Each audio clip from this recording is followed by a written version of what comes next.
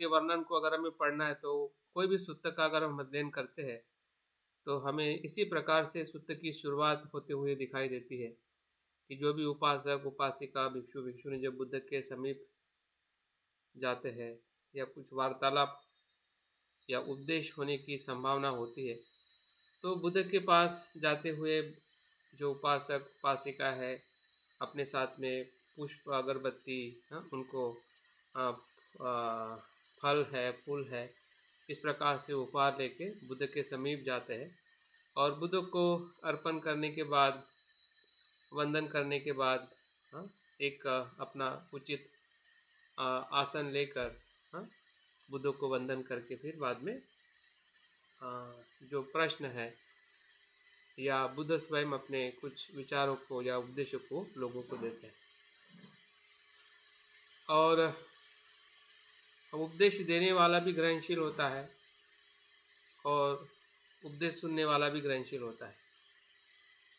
तो उपदेश देने वाला ग्रहणशील इसलिए होता है क्योंकि वो लोगों के मन की अवस्था को जानता है कि मनुष्य को क्या चाहिए, और लेने वाला भी ग्रहणशील इसलिए होता है कि उसकी भी कहीं न कहीं ऐसी मन के भीतर में ऐसी इच्छा होती है कि मुझे कुछ तो वैसा सुनना है जिससे मुझे अपने जीवन में लाभ मिल सके। तो जब दो चीज़ें इकट्ठा हो जाती है वहीं पे धम्म का उद्भव होता है। धम्म का, सत्य का या अंतर्दृष्टि जिसे कहते हैं, उसका उद्भव होता है जब दो चीज़ें सही तरीके से समीप आती है। उस प्रमाण में, उस कारण के साथ, उस प्रत्यय के साथ में जब दो चीज़ें संपर्क में आती है वहीं पे सत्य का प्रकाश जो है, जिसे हम बोधिचित्त कहते हैं या सत्य का अनुभव है हमारे जीवन में होता है। और उसी का ही साक्षात्कार बोधिचित्त या बोधिसत्व आदर्श का जो हम अभ्यास कर रहे हैं वो इसी प्रकार के अनुभव का एक अभ्यास है, जो अभ्यास भंते ने अपने जीवन में, पूरे जीवन में उन्होंने किया है। और देखते हैं कि उनके बोधिसत्व के मार्ग के कारण ही इतना महान संघ जो है बन सका है। अगर वो बोधिसत्व के मार्ग पर नहीं चलते तो हो सकता है कि उन्हें छोटा सा संस्था बना लिया होता या कुछ भी न बनाते हुए एक अच्छे ऑथर बन के भी अपने जीवन में समृद्धि या एक ऊंचा पद प्राप्त कर सकते थे, या एक भिक्षु बन के वो संघ के भीतर भी एक अपना श्रेष्ठ पद को प्राप्त कर सकते। लेकिन उन्होंने ऐसा नहीं किया। इसका मतलब यह है कि उन्होंने बोधिसत्व मार्ग का अनुसरण किया है। और हमने देखा है कि भले वसुबंधु के मार्ग से या दर्शन से हम बनते हमें बताना चाहते हैं कि 4 प्रकार से अगर हम चिंतन करते हैं तो हमारे भीतर बोधिचित्त का उद्भव होता है, होने की पूरी संभावना है। क्यों संभावना है? क्योंकि हर एक घटना जो है प्रतीत्य से उत्पन्न। कोई भी घटना, कोई भी धम्म या सत्य का अनुभव जो है अपने आप नहीं होता है या नहीं होगा, जिसे हम नसीब कहते हैं या कोई चमत्कार कहते हैं या किसी का दिया हुआ आशीर्वाद कहते हैं। ऐसा कुछ भी घटित नहीं होने वाला है। किसी के भी जीवन में ऐसा घटित नहीं होता है, लेकिन लोग इसलिए मानते हैं क्योंकि उसके भीतर जो प्रतीत्य समुत्पाद जो है वो उनके ध्यान में नहीं आने के कारण वो समझ नहीं पाते हैं। और इसलिए बौद्ध दर्शन में या जिस हम बोधिचित्त की बात कर रहे हैं वो उत्पन्न होना पूरी तरह से संभव है। और इसलिए संभव है क्योंकि वो प्रतीत्य समुत्पन्न, अगर हम प्रयास करते हैं, पूर्व तैयारी करते हैं, अभिलाषा करते हैं, और उस अभिलाषा करने के साथ साथ हम चिंतन करते हैं। चिंतन करने के साथ साथ हम अपने भीतर करुणा का भाव, सभी जीव मात्रा के दुख मुक्ति का अगर भाव विकसित करते हैं तो तीन बातें अगर इकट्ठा आती है, एक बातों से ताली नहीं बजने वाली है। आप कितनी भी इच्छा करो कि मुझे बुद्धत्व प्राप्त करना है, मुझे बुद्ध होना है, बुद्ध होना है, बुद्ध होना है, हजारों साल भी कहते रहेंगे लेकिन हम बुद्ध नहीं होने वाले। लेकिन अगर अभिलाषा के साथ अंतर्दृष्टि की अगर हम झलक लेते हैं, जिस चार बातों का हमने कल जिक्र किया है कि हमने अपने चिंतन में बुद्ध की जो जीवन गाथा है उसका स्मरण करना चाहिए, ये पहली बात। दूसरी बात है सांसारिक अस्तित्व के जो दोष है, अनित्य अनात्म दुख का हमने बार बार चिंतन करना चाहिए, जिससे हमारे भीतर अंतर्दृष्टि का उद्भव होने की पूरी तरह से संभावना है। तीसरा जो मार्ग बताया है चिंतन का कि प्राणियों के दुखों का अवलोकन करना चाहिए, प्राणियों के दुखों का अवलोकन करना चाहिए और उसके ऊपर चिंतन करना चाहिए। जिस प्रकार से हर एक जो बोधिसत्व होते हैं, प्राणियों के दुख का चिंतन करके ही उनके भीतर करुणा उत्पन्न होती है। फिर वो सिद्धार्थ बुद्ध हो या बाबा साहब को बोधिसत्व के रूप में जब हम देखते हैं, जो बड़ौदा का प्रसंग है, वो देख के अपने ही दुख से वो पीड़ित नहीं होते हैं कि उनका अपमान हुआ है, बल्कि उसी अपमान के दुख में वो पूरे समाज का दुख देखते हैं कि पूरा समाज इससे पीड़ित है। और तब उनका संकल्प, उस दुख मुक्ति का संकल्प बनता है, तब करुणा होती है। सिर्फ दुख के अनुभव से करुणा निर्माण नहीं होती है, हमें सबको दुख का अनुभव होता है, लेकिन उस दुख के अनुभव के साथ जब हम उस दुख से मुक्त होने का संकल्प करते हैं और उस मार्ग पर चल पड़ते हैं, तब जाके वो करुणा होती है, अन्यथा वो करुणा नहीं है। हम सभी को उस समय की अगर हम बात करें कि सभी को अस्पृश्यता का दुख का अनुभव था, लेकिन सभी संकल्प जिस प्रकार से बाबा साहब ने संकल्प किया उस प्रकार से बाकी लोग संकल्प नहीं कर पाए और इसके कारण वो दुख ही रहा, मुक्ति का मार्ग नहीं बन पाया। लेकिन बुद्ध बाबा साहब ने उस दुख को ही मुक्ति का मार्ग बनाया और हमें मुक्त किया, इसे करुणा कहते हैं। और ये उनके चिंतन से ही वो धीरे धीरे विकसित होते होते वो बुद्धत्व तक वो ले जाते। और चौथा जो मार्ग है वो है बुद्ध के गुणों का चिंतन और मनन करना। उनकी करुणा, मैत्री, प्रज्ञा, वीर्य, दान, शील, ये सभी जो बुद्ध के गुण हैं, उस गुणों का चिंतन करने से भी हमारे भीतर बोधिचित्त का उत्पाद होता है या निर्माण होता है। तो दो मार्ग में से ये पहला मार्ग है जो वसुबंधु के मार्ग को बनते संगरक्षी जी ने हमें इस अभ्यास में चिंतन करने के लिए या उसके प्रति जो हमारी समझदारी है, स्पष्टता है, और उस स्पष्टता के साथ हमारे भीतर वो देखने का जो प्रयास है, अगर तीनों बातें अगर हम करते हैं तो निश्चित ही है कि इस शिक्षा से हमारे भीतर हम बोधिचित्त का उत्पाद करने का हम अनुभव ले सकते हैं।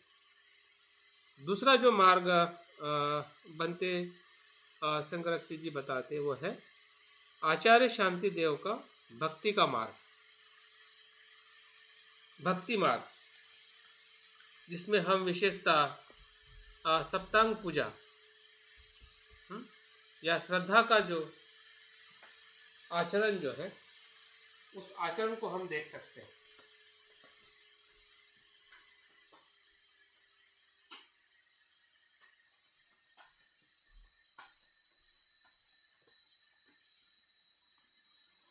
जैसे कि हमारे पास जो श्रद्धा है जिसके कारण हम बौद्ध बने हैं, लेकिन इस सप्तांग पूजा के श्रद्धा में उसमें और गहरी जो अनुभूति है, हाँ, उसका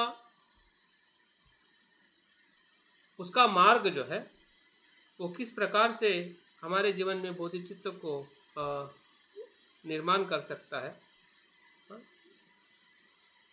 उसके बारे में बनते इस ग्रंथ में 7 अंगों की जो पूजा है उसका जिक्र करते हैं। अगर हम एक प्रश्न पूछते हैं कि श्रद्धा और भक्ति क्या है और बौद्ध धर्म में इसका कैसे विकास और कैसे अभ्यास किया जाता था, और आज हम उसी अभ्यास को क्यों करना चाहिए, क्योंकि हमने देखा है कि भक्ति मार्ग से बहुत कुछ हमारे समाज में गलत या अंधश्रद्धा या गलत उसका अनुभव हमें होते हुए दिखाई देता है।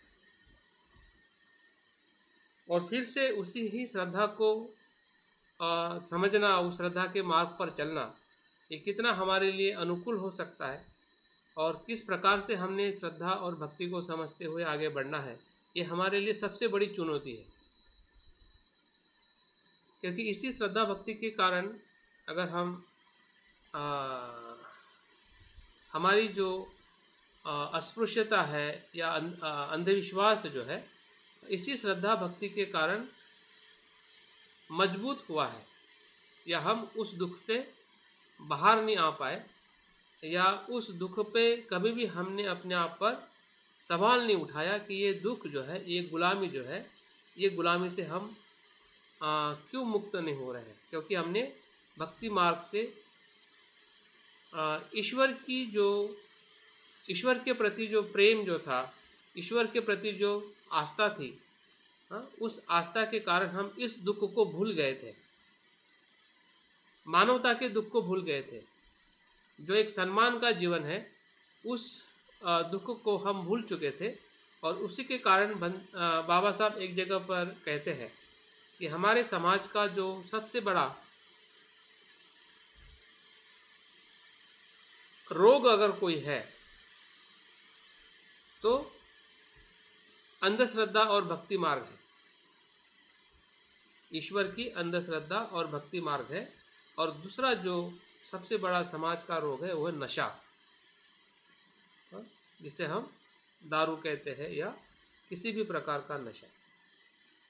ये 2 कारणों के वजह से हमारा समाज जो है, एक तो अपने गुलामी को पहचान नहीं पाया इतने सालों से, या उस पर वो कार्य नहीं कर पाया। और इसलिए अभी जब हम एक अच्छे बोध होने के बाद, समझदार बोध होने के बाद, विशेषतः जब हम संघ में आते हैं और संघ में आने के बाद भंते की शिक्षा से या हम स्वयं के भी कुछ तर्क से, अनुभव से, जब हम अपने बुद्ध के प्रति जो हमारी श्रद्धा और भक्ति को जब हम पहचानते हैं, तो हमें बहुत कठिनाइयाँ निर्माण होती है कि हम कैसे बुद्ध को समझे और किस प्रकार से भक्ति मार्ग का अनुसरण करें। क्योंकि हम उस जिस प्रवाह से हम आए हैं, जिस गलत प्रवाह से हम इस प्रवाह में आए हैं, और इसलिए वो पहले का जो कहीं ना कहीं शब्द है, बातें हैं, या वो दर्शन जो है, कहीं ना कहीं हमें यहाँ पे भी झलकने लगता है कि क्या हम उसी मार्ग पे तो नहीं जा रहे हैं जिस मार्ग से हम छोड़कर इस बुद्ध के मार्ग को अनुसरण किए हैं। और इसलिए हमें बहुत ही सतर्कता से समझने की ज़रूरत है कि जब हम बुद्ध की श्रद्धा, बुद्ध के प्रति श्रद्धा या भक्ति को जब अनुसरण करते हैं, तो एक बात निश्चित है कि उसमें किसी प्रकार की भी अंधश्रद्धा नहीं है, 1% भी नहीं, 1% भी ईश्वरीय तत्व जो आपको गुलाम कर सकता है और आप गुलाम हो सकते हो, ऐसा 1% भी तत्व बुद्ध के या बौद्ध धर्म के भक्ति में नहीं है। और इसकी स्पष्टता जितना हम गहरा चिंतन करेंगे कि बुद्ध कौन है, हाँ, मैं बुद्ध को शरण जाता हूँ, इसका मतलब क्या है? हाँ, क्या मुझे बुद्ध के गुणों के या अस्तित्व के बारे में मैं समझ रहा हूँ क्या? हाँ, कितना समझ रहा हूँ, कितना और मुझे समझना बाकी है? हाँ, ये जब तक हम अपने आप से सवाल नहीं उठाएंगे, तब तक दो बातें हो सकती है।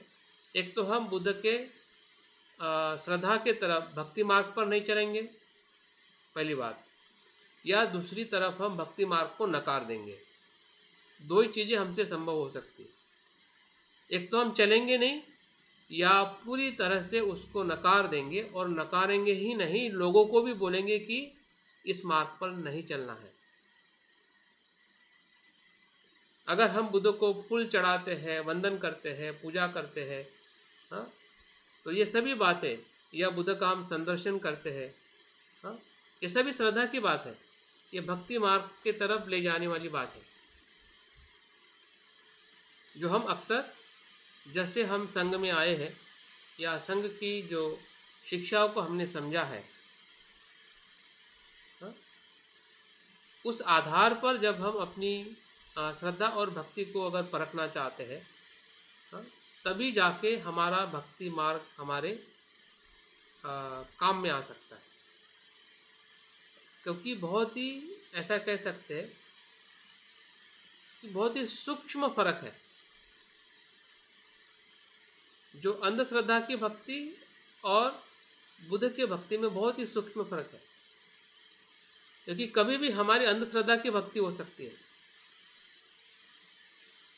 जैसे कि मैंने शुरुआत कल के इसमें कहा कि आपकी अगर बुद्ध के प्रति सिर्फ एक प्रकार की श्रद्धा हो कि बुद्ध है और बुद्ध को मैं शरण जा रहा हूँ, लेकिन अगर आपके भीतर अगर बुद्ध होने की क्षमता पे विश्वास नहीं है, बुद्ध पे विश्वास है कि बुद्ध ने बुद्धत्व प्राप्त किया है और उसको आप शरण भी जा रहे हैं, उनको आप रिस्पेक्ट भी कर रहे हैं, उनको आप वंदन भी कर रहे हैं, लेकिन आपको अपने ऊपर विश्वास नहीं है कि मेरे भीतर भी वो क्षमता है जिसके कारण मैं उनको शरण जाता हूँ। ईश्वरवाद में वो क्षमता नहीं है, क्योंकि कोई भी मनुष्य ईश्वर नहीं हो सकता है, कोई भी मनुष्य अल्लाह नहीं हो सकता है, कोई भी मनुष्य पैगंबर नहीं हो सकता है, कोई भी मनुष्य यीशु नहीं हो सकता। इसलिए वहाँ पे वो पूरी संभावना है कि मनुष्य ईश्वर नहीं हो सकता है।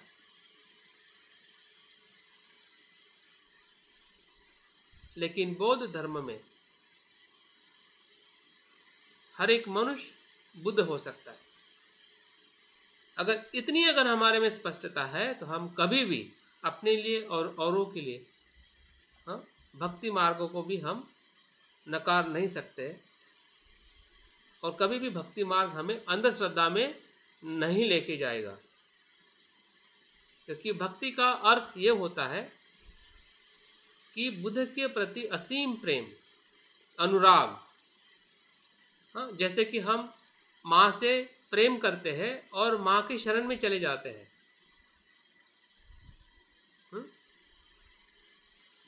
या अपने आप को समर्पित कर देते हैं, क्योंकि हमें माँ पर विश्वास है या पिता पर विश्वास है, या जिस पर हम प्रेम करते हैं उस पर हमें पूरा विश्वास है कि वो व्यक्ति या वो तत्व जो है वो मुझे कभी भी नुकसान नहीं करेगा, क्योंकि वो संपूर्ण कल्याणकारी और सत्य है, मुक्त है। इस भाव से जब उसको आप समर्पित करते हैं, प्रेम करते हैं, तो वहाँ से भक्ति जो है एक अपने आप में एक, क्या कहते हैं, एक ऐसा साधन बन जाता है कि आप उनके सहवास में आकर अपने आप को भी एक सक्षम या सुरक्षित महसूस करते हैं। जैसे कि माँ के गोद में जाते हैं तो बच्चा क्या फील करता है? सुरक्षित फील करता है ना। वैसे हम बुद्ध की गोद में जाते हैं तो हमें एक संपूर्ण सुरक्षित होने का जो अनुभव जो है, हाँ, फिर हम कितने भी बुरे हैं लेकिन हमें इतना यकीन है कि बुद्ध मेरे बुराई को भी देखेंगे या बुराई को समझाएंगे कि किस प्रकार से बुराई से मुक्त हो सकते हैं, हाँ? बुराई भी नित्य नहीं है, वो अनित्य है। ऐसे जब बुद्ध हमें बताएंगे तो बुराई को छोड़ने का भी हमारा जो भाव है वो सहज बन जाएगा और हमसे बुराई ऐसे ही छूट जाएगी, क्योंकि वो अनित्य है। क्योंकि अनित्यता का प्रकाश बुद्ध के समीप जाने से हमें पता चलेगा।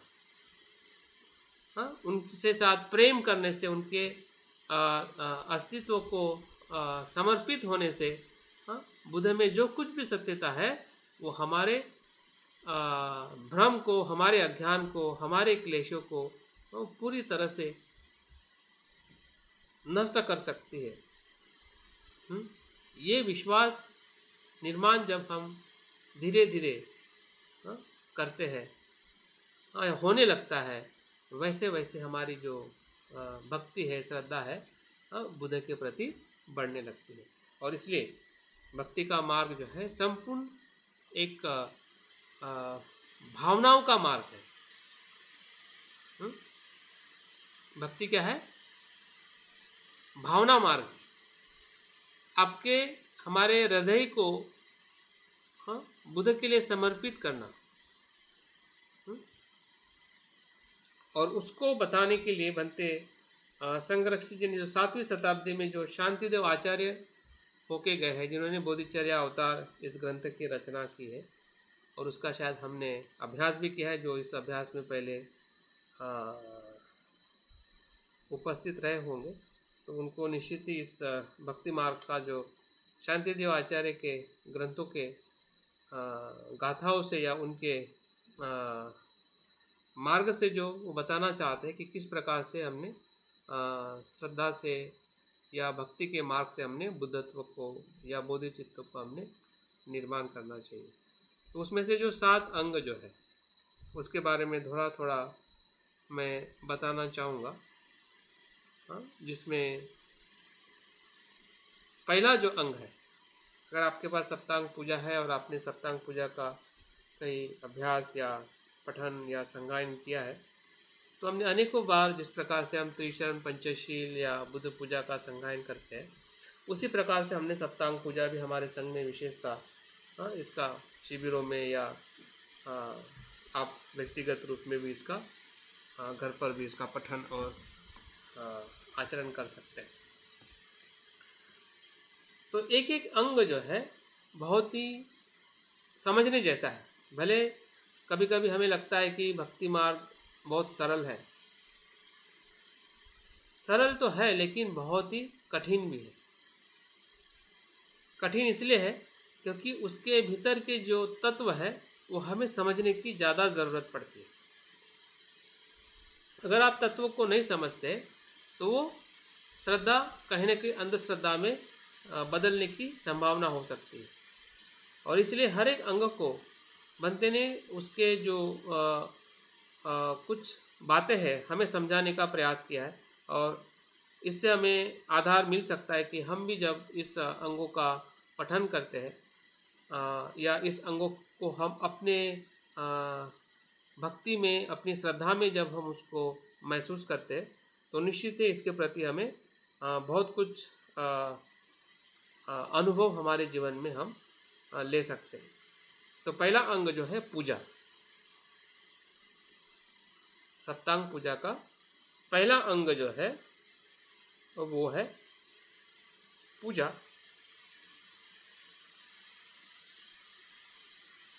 तो इसमें पूजा किसकी किसकी की जाती है और कैसे की जाती है? तो इसमें बनते हमें बताना चाहते हैं कि जब हम पूजा करते हैं तो इसमें 2 प्रकार के जो बुद्ध होते हैं। कौन से? एक मानवीय बुद्ध और एक प्रतीक के रूप में बुद्ध। अभी मानवीय बुद्ध कौन है? जिसे हम सिद्धार्थ गौतम बुद्ध कहते हैं, या उनके पहले भी जो मानवीय बुद्ध होके गए दीपंकर, या होने वाले जो मैत्रेय बुद्ध हैं। तो ये मानवीय बुद्ध है। लेकिन मानवीय बुद्ध होने के बाद में जो उनके अस्थियों पे, अवशेषों पे, या प्रतीक के रूप में या बुद्ध प्रतिमा के रूप में जो बुद्ध हमें दिखाई देते हैं, हाँ, तो हम उस प्रतीकों की भी पूजा करते हैं। तो बुद्ध का जो प्रतीक या बुद्ध रूप या बुद्ध प्रतिमा जो है, वो एक प्रकार से मानवीय बुद्ध का वो एक छोटा रूप है या प्रतिनिधि है। और उस प्रतिनिधि के रूप में उस बुद्ध रूप को